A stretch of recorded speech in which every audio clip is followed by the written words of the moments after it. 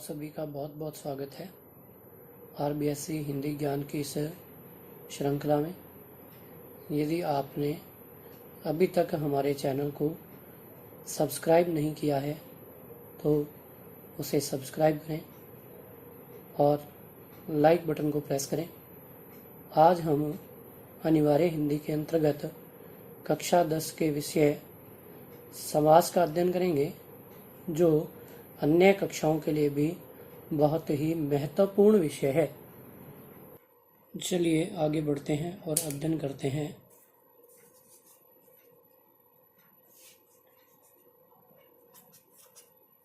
समास का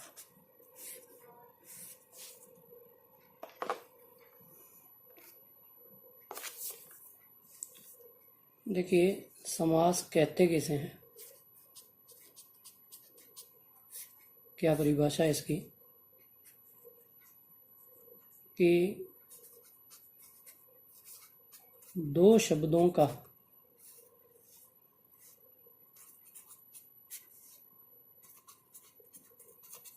परस्पर मेल समास कहलाता है।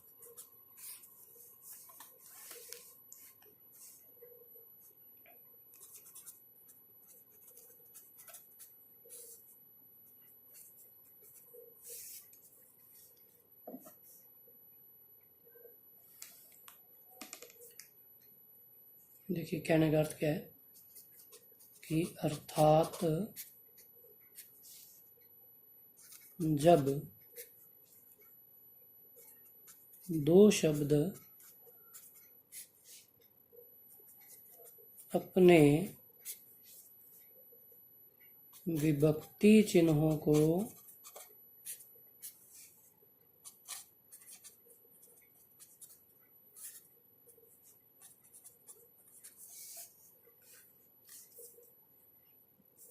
छोड़कर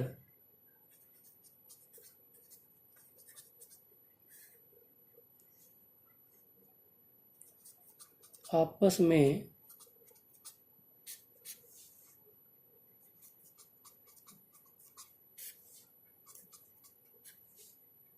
मिला दिए जाते हैं।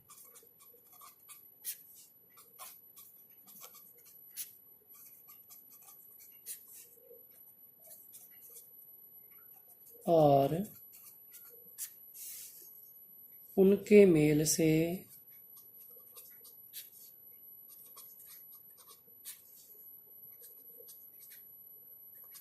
नए शब्द का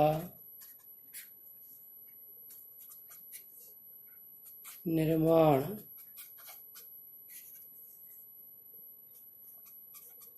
समास, सामासिक पद या फिर समस्त पद कहलाता है। यानी कि हम समास को सामासिक पद भी कह सकते हैं और समस्त पद भी कह सकते हैं। देखिए, समझते हैं इसे। जैसे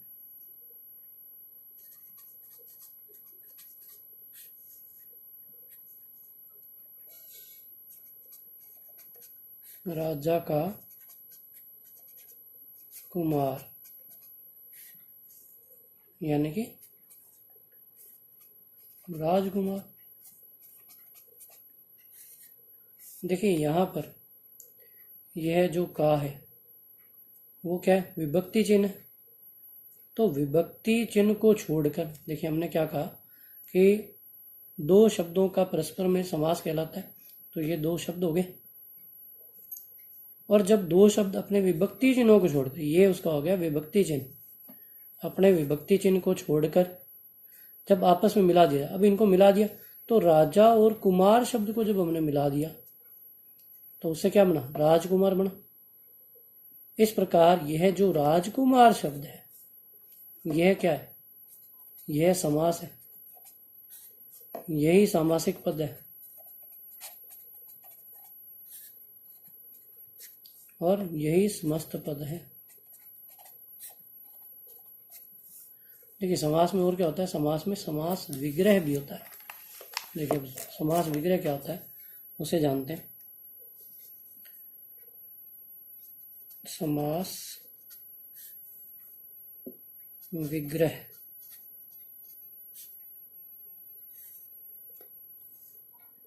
देखिए क्या होता है समास विग्रह, कि समास होने के पूर्व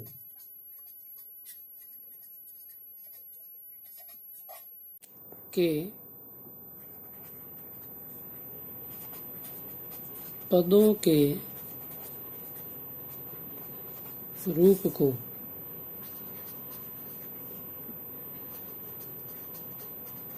समास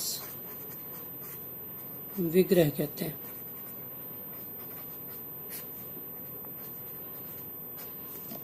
देखिए उदाहरण देखते हैं इसका।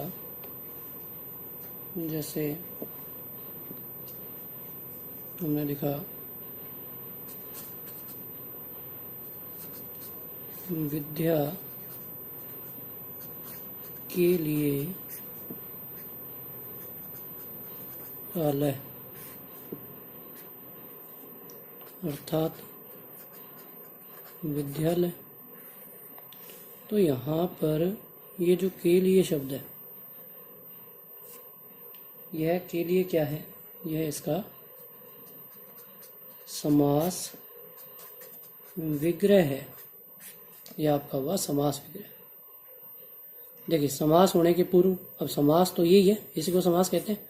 इनके पूर्व क्या है, पूर्व के पदों के रूप को।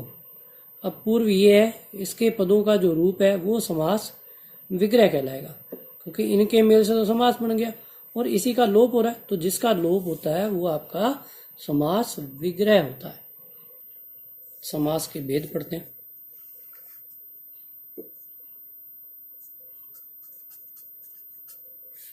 समास के भेद।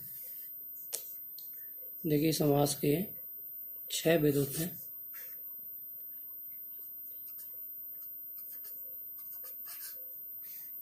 अव्ययी भाव समास,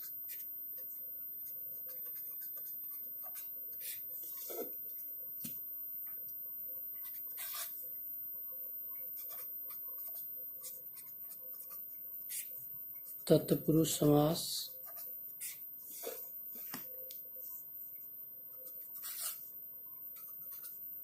कर्मधारय समास,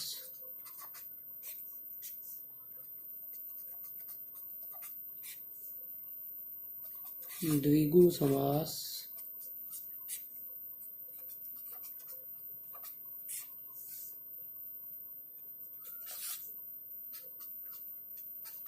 द्वंद्व समास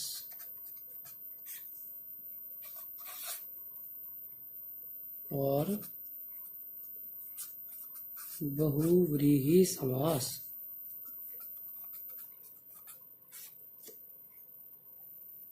इन भेदों की जानकारी प्राप्त करते हैं।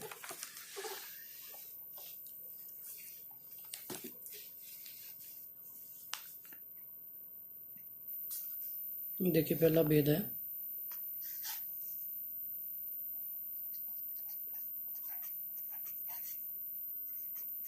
अव्ययी भाव समास।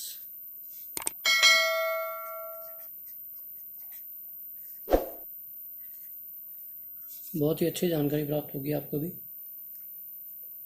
देखिए किसको कहते हैं अव्ययी भाव समास, कि जिस समास का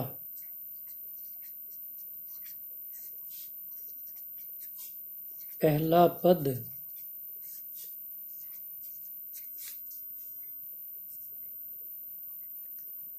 प्रधान होता है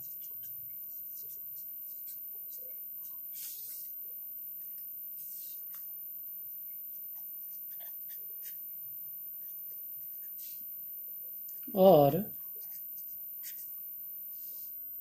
संपूर्ण पद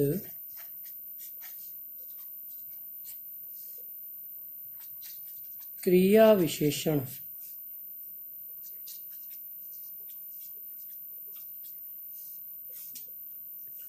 अव्यय होता है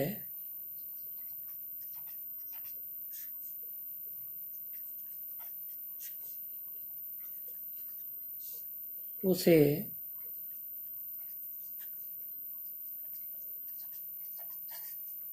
अव्ययी भाव समास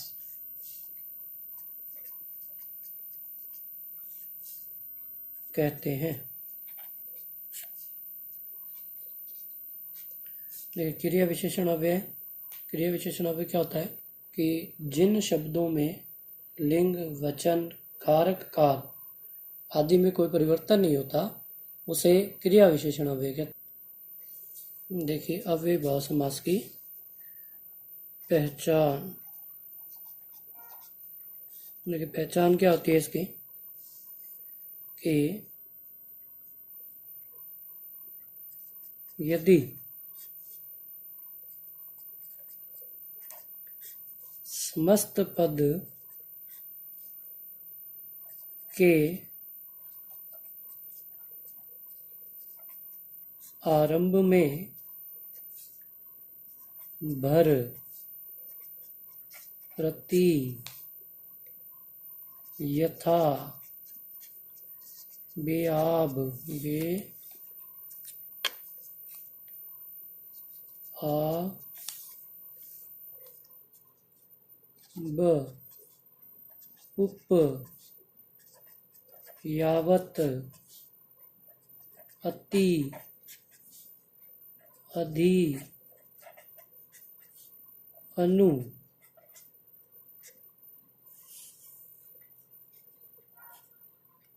उपसर्ग युक्त शब्द हो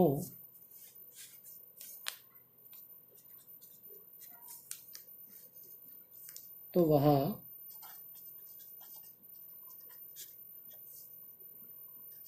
अव्ययी भाव समास होता है।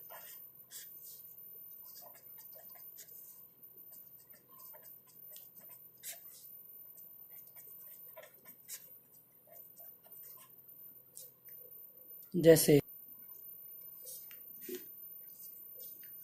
भरपेट,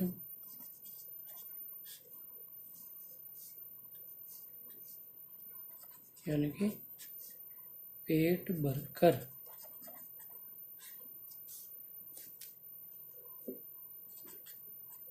प्रतिशत, यानी कि प्रत्येक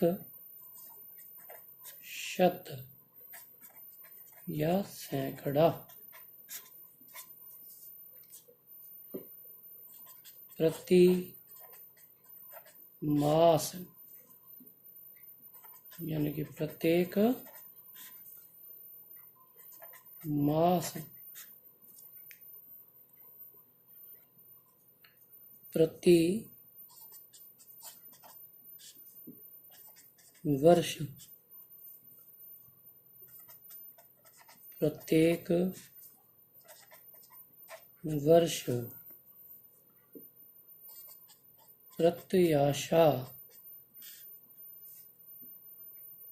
यानी कि आशा के बदले आशा, प्रति हिंसा, हिंसा के बदले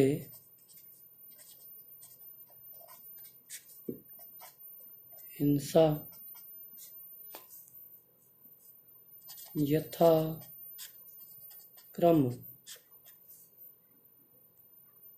जैसा क्रम हो, यथा संभव, जितना संभव हो,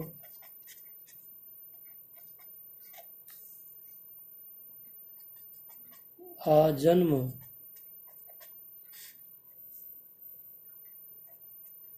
जीवन रहने तक, आमरण, मृत्यु तक या मरने तक, या फिर इसको मृत्यु पर्यंत भी कहते हैं। बेलगाम,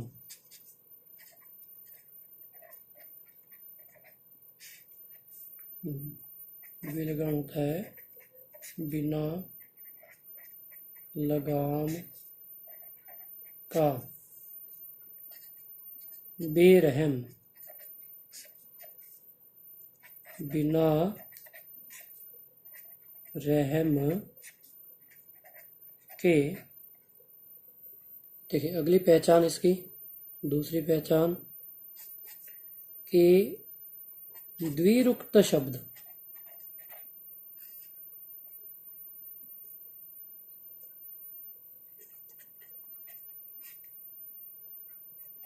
अधिकाधिक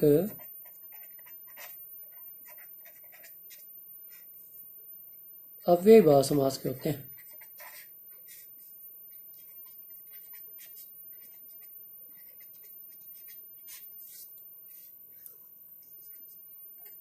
देखिए क्या होते हैं द्विरुक्त शब्द। जैसे कई बार हम क्या करते हैं, एक जैसे शब्दों का प्रयोग करते हैं ना, उसी को हम द्विरुक्त शब्द कहते हैं। देखिए जैसे बार बार, यानी कि हर बार। एक एक, यानी कि एक के बाद एक। दिन दिन, जैसे लॉकडाउन में दिन के बाद दिन आ रहे हैं, तो दिन के बाद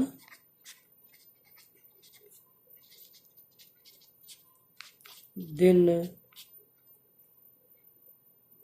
देखिए अब तीसरा नियम कि यदि द्विरुक्त शब्दों के बीच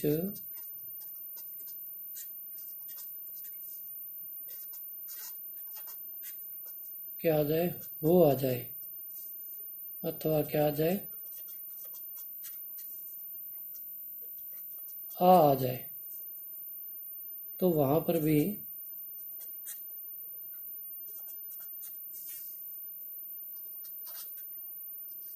अव्ययभाव समास होता है।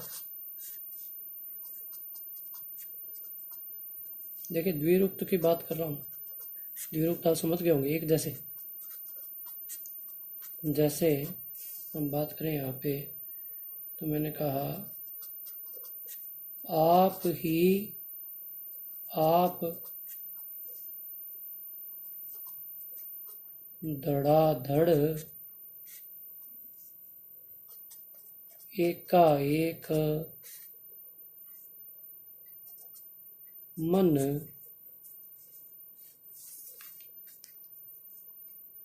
ही मन। तो इस प्रकार के जो शब्द होंगे वो भी अव्ययभाव समास के होंगे। आशा करता हूँ आपको समझ में आ रहा होगा। अब अगला समास पढ़ते हैं, बहुत ही अच्छा तत्पुरुष समास पढ़ते हैं। देखिए दूसरा समास है आपका तत्पुरुष समास।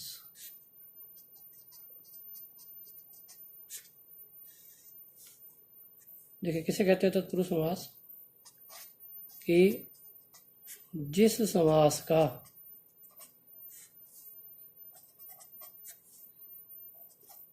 उत्तर पद, उत्तर पद का मतलब बाद का जो पद होता है वो क्या होता है, प्रधान होता है,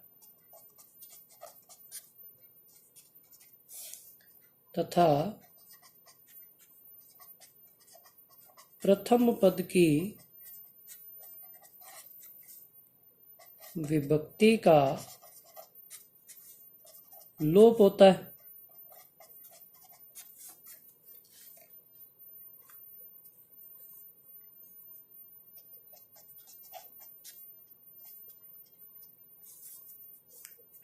उसे तत्पुरुष समास कहते हैं।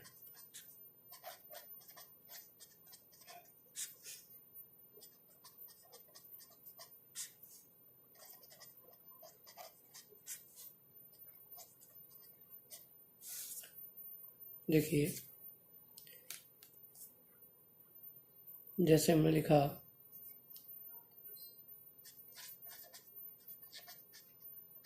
विद्यालय, तो विद्या के लिए आलय, देखिए आलय का मतलब स्थान। अब विद्या के लिए जो स्थान है वो विद्यालय, तो स्थान का महत्व है कि विद्या के लिए जो स्थान है तो स्थान का महत्व है। तो उत्तर पद प्रधान हुआ प्रथम पद की विभक्ति। देखो प्रथम पद के लिए विभक्ति क्या है?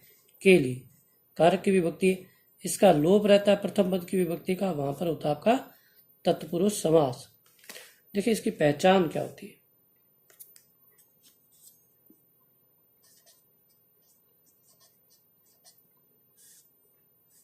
पहचान है इसकी कि इसमें देखो, एक तो पहचान ये है कि इस समास में संज्ञा के बाद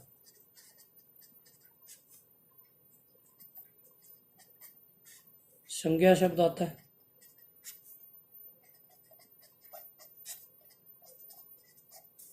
देखो जैसे हमने बात की, यहाँ मैं लिखा शिव, शिव संज्ञा शब्द है, और यहाँ मैं लिखा आलय, ये भी संज्ञा शब्द है। संज्ञा के बाद संज्ञा आ रही है, शिवालय हो गया। दूसरी पहचान कि संज्ञा के बाद क्रिया का प्रयोग होता है। देखिए या तो संज्ञा के बाद संज्ञा आएगी या संज्ञा के बाद क्रिया होगी। देखिए जैसे हमने लिखा, यहाँ मैंने लिखा देश, तो देश तो आपका संज्ञा शब्द है, और यहाँ मैंने लिखा निकाला, ये क्या है? क्रिया। तो देश निकाला। देखिए तीसरी पहचान क्या है इसकी कि इसमें प्रथम पद गौण होता है,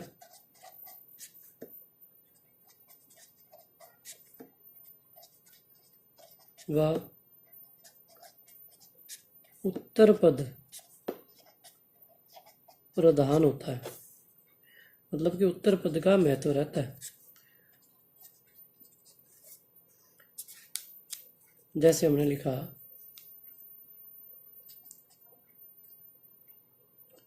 राजपुत्र आ रहा है।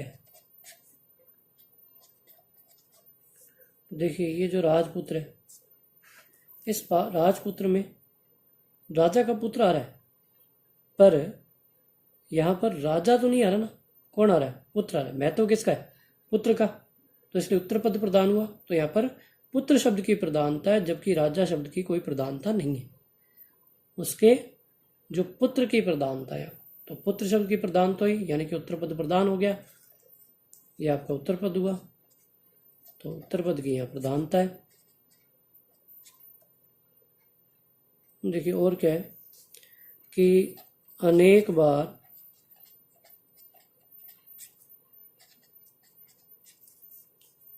विभक्ति के स्थान पर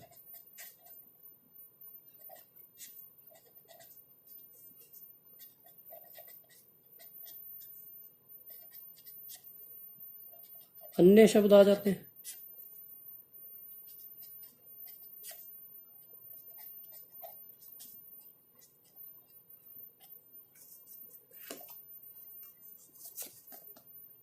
और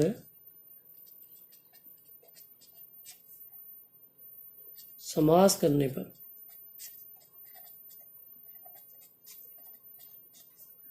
उनका लोप हो जाता है।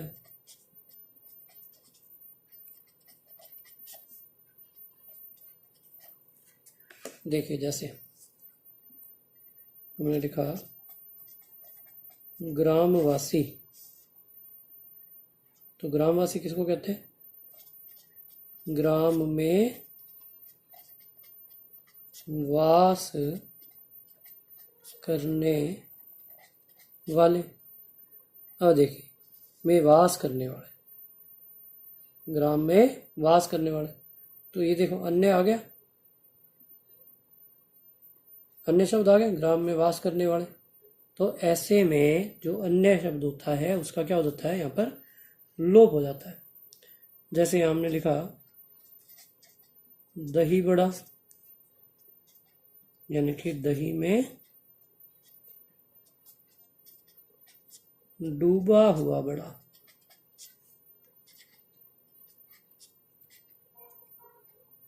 चलिए अब तत्पुरुष समास के भेद पढ़ते हैं।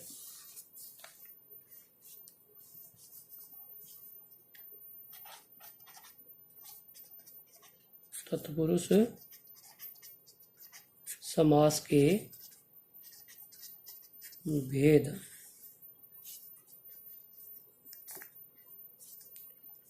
देखिए कितने भेद हैं इसके। देखिए, कारक चिन्हों के आधार पर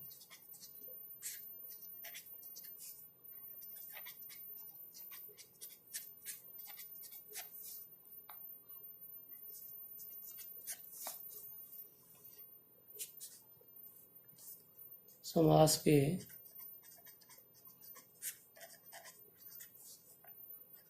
6 भेद हैं।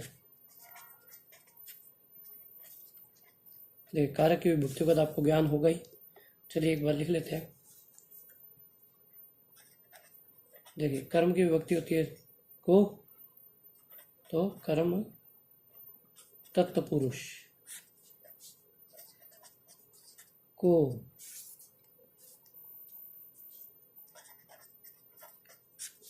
कर्म के बाद आता है करण तत्पुरुष। करण में से या फिर के द्वारा संप्रदान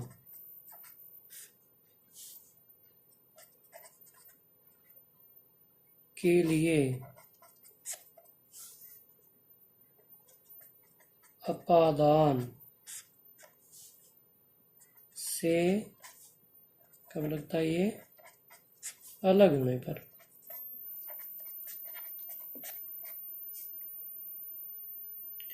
संबंध,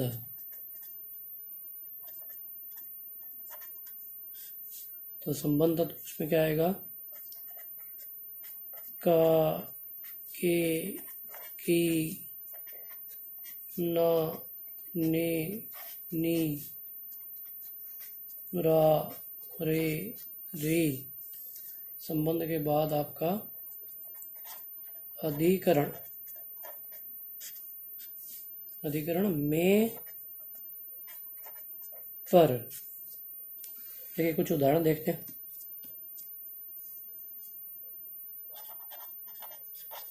कर्म तत्पुरुष, जैसे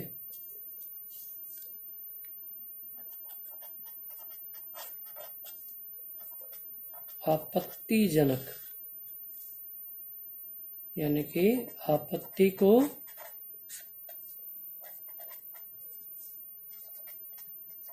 जन्म देने वाला।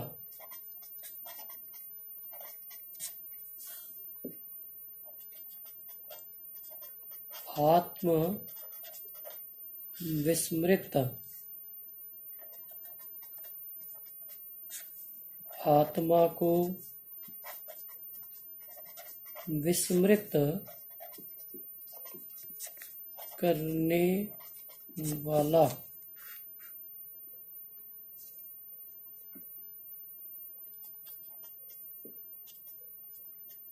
आदर्शोन्मुख,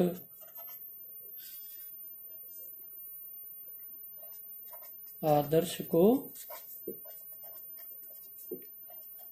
उन्मुख। और जैसे कनकटा, यानी कि कान को काटने वाला,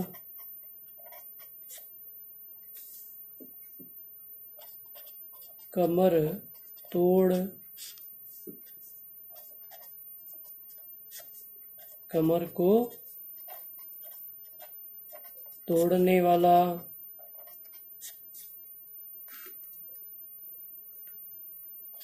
गृहागत, यानी कि गृह को आगत, गृह को आया, गृहागत। जैसे घर फूंक, घर को फूंकने वाला। आगे की जानकारी अगली वीडियो में दी जाएगी। चैनल को लाइक और सब्सक्राइब करना ना भूलें। धन्यवाद।